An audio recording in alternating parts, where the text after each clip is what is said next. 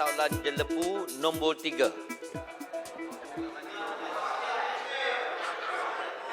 Saya persilakan Yang Berhormat Menteri.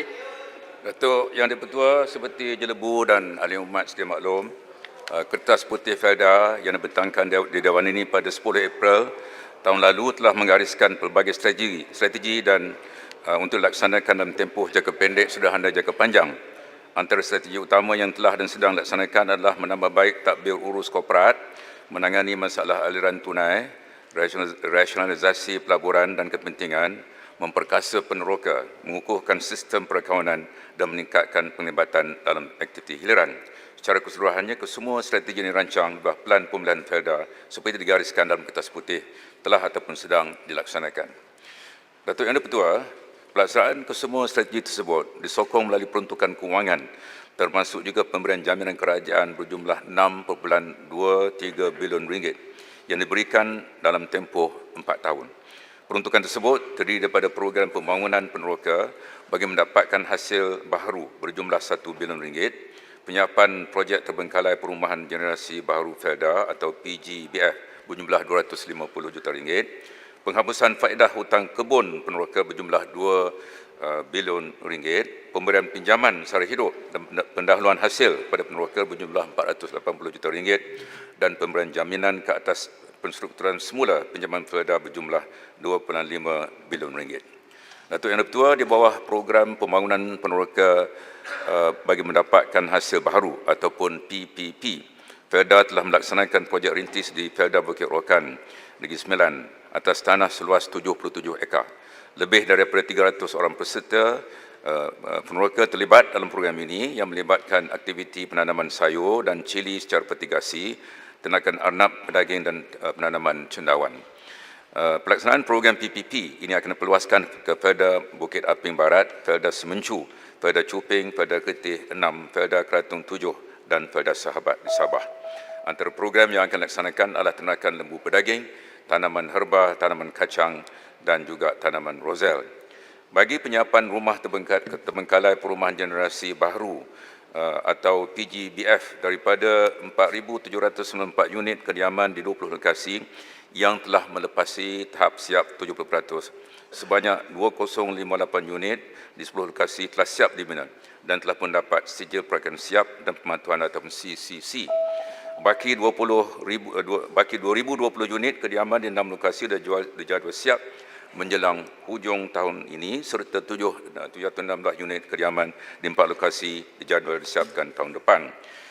Untuk faedah hutang kebun pula, Felda telah memuktamadkan lebih 20,000 daripada 78,000 penyata hutang peneroka yang terlibat dengan program tanam semula. Proses muktamadkan penyata ini akan siap pada September tahun ini.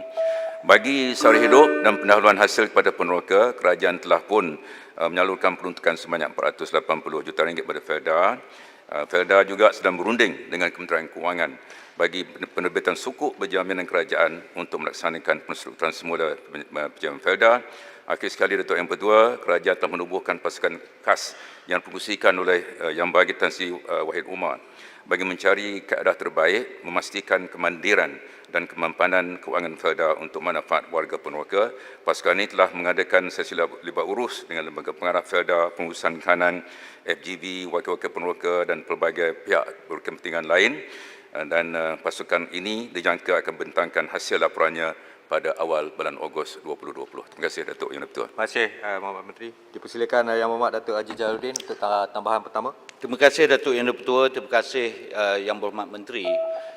Saya mengucapkan terima kasih pada pihak kerajaan kerana telah mengambil beberapa langkah penyelesaian ke arah cadangan Kertas Putih Felda. Dalam banyak tajuk Yang Berhormat Datuk Speaker, saya nak tumpukan kepada rumah PGDF, rumah generasi kedua Felda.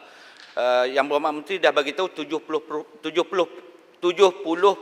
ke atas akan selesai dalam tahun 2021. Saya nak minta penjelasan kerajaan 70% ke bawah, Yang Berhormat Datuk Yang di-Pertua. Di Jelebu dan Jempol ada 5 projek PGDF. Palung 12, Palung 8, Pasu 2, Pasu 3, Palung 16, 776 unit. Rumah cantik, cuma tak capai 70, ada 60%, atas sikit saja. Ada tidak perancangan kerajaan untuk buat kolaborasi kerjasama sama ada dengan syarikat yang berkaitan dengan kerajaan atau syarikat swasta ataupun dengan SPNB untuk selesaikan masalah ini once for all dengan izin. Kerana vandalism sudah berlaku, rugi dua, Felda rugi, anak muda rugi tak dapat rumah dan akhirnya kita akan melihat another ataupun satu lagi projek terbengkalai berada di kawasan-kawasan Felda. Terima kasih Datuk Imtu. Terima kasih Yang Berhormat. Silakan Yang Berhormat Menteri. Jelebu. Di Jelebu ada 3 rumah generasi kedua ini, generasi baru ini, di fasa 1 seperti Yang Berhormat sedia maklum, sudah siap 144 unit, ya. CCC telah pun diberikan Oktober 2018, ya.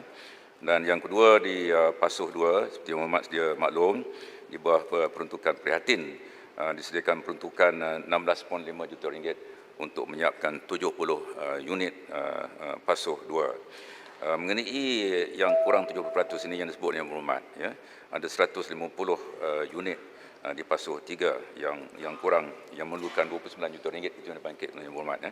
Juga dibangkitkan tentang Jempol tadi, rakan sebelah Jelebu. Sebagai makluman dari Yang Berhormat, skim ini diperkenalkan pada tahun 2013, ya.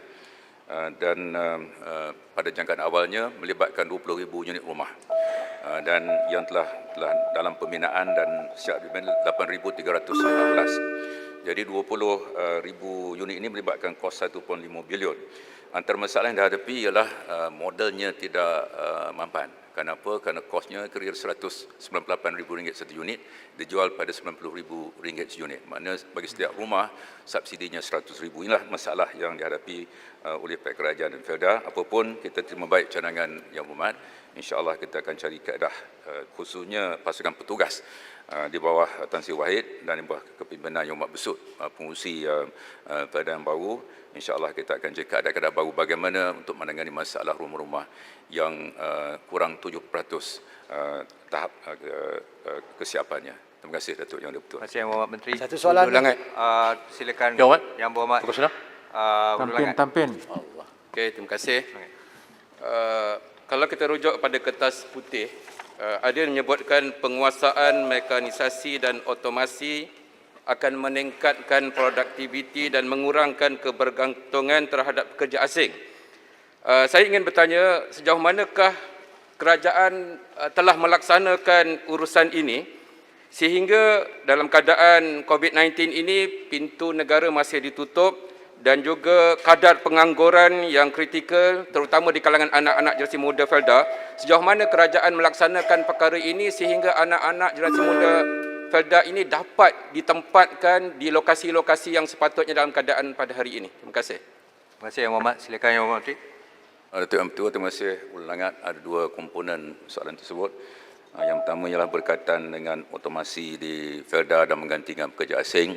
Yang kedua soalan umum untuk menempatkan mungkin generasi baru Felda dalam sektor-sektor tertentu supaya mereka dapat bekerja. Mengenai otomasi ini satu perkara yang memang diberi perhatian oleh kerajaan. Kita ada satu majlis sains negara yang mesyuarat 3-4 hari lalu, difungsikan kepada Perdana Menteri Rusia oleh Mosti. Kita sedang merangka kaedah-kaedah baru untuk meningkatkan otomasi dan teknologi. Kita sedar bahawa kejayaan kita mungkin tak seberapa, itu sebabnya pergantungan kepada sektor pekerja asing masih tinggi. Bagi Felda khususnya pada hari Selasa lalu 7 bulan Julai diadakan kerjasama MOU tanda tangan antara pihak UNIMAP dan Mosti dan Felda untuk mencari kaedah bagaimana otomasi dapat ditingkatkan di Felda, termasuklah penggunaan mesin. Dan itu kita boleh mengurangkan pergantungan kepada tenaga buruh. Dan untuk pekerja atau untuk generasi baru Felda ini insya-Allah dalam rancangan kerajaan termasuklah dalam perhatian dan lain-lain ia akan diambil kira supaya peluang-peluang yang lebih diberikan kepada generasi muda untuk mendapat pekerjaan. Terima kasih Datuk Yang Dipertua. Terima kasih Yang Lagi Yang Berhormat Speaker. Saya beri peluang kepada Yang Berhormat Pontian kerana beliau telah banyak kali berdiri. Terima kasih banyak. Cadangan dalam kertas putih Felda itu antaranya untuk mengumpulkan kembali tanah-tanah peneroka menjadi ladang yang besar adalah sesuatu yang tidak praktikal.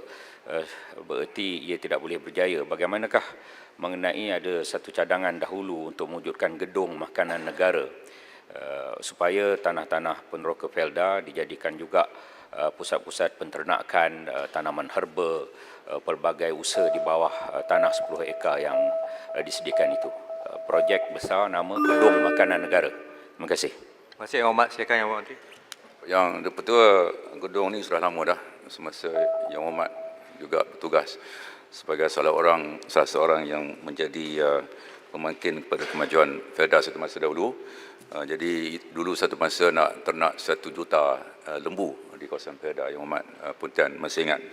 Jadi ini memang merupakan satu perkara yang penting. Itu sebabnya kerajaan telah bersetuju untuk membentukkan 1 bilion ringgit. Setakat ini 38 juta telah diperuntukkan. Menjelang tahun ini 100 juta insya-Allah. Dan bermula di Bukit Rokan di Tampin Negeri Sembilan, ada ternakan enap. Di situ juga ada beberapa pengusaha yang menternak lembu. Saya berkesempatan melawat Bukit Rokan ini, berjumpa dengan 2 penternak, seorang ada 250 ekor, seorang lagi 100 ekor. Seorang nama Faiz saya, jadi dua-dua mereka berjaya dan ini merupakan salah satu daripada pendekatan baru yang diambil oleh Felda. InsyaAllah di bawah kepimpinan pengurusi baru Yang Amat Besut ini, kita ada menaruh penuh keyakinan beliau mampu untuk melonjakkan Felda untuk mencapai kejayaan yang lebih hebat masa akan datang, termasuklah menjadikan Felda sebagai gedung makanan negara. Terima kasih Datuk Yang di-Pertua. Terima kasih Yang Berhormat. Boleh satu lagi.